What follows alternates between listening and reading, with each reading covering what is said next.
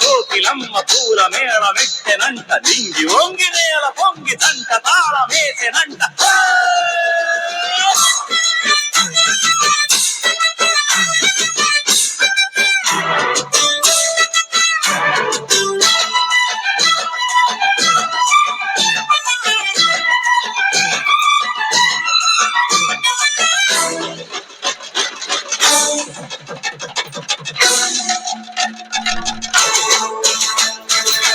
చెల్లిపోని మమతలకి చెల్లెలు సీతమ్మరా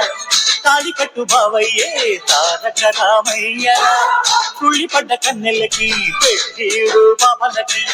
పలచిన బదుడంటే రామచంద్రుడే రాతినైన నాతిక చేసి కోటినైన దూతగా పంపే మహిమే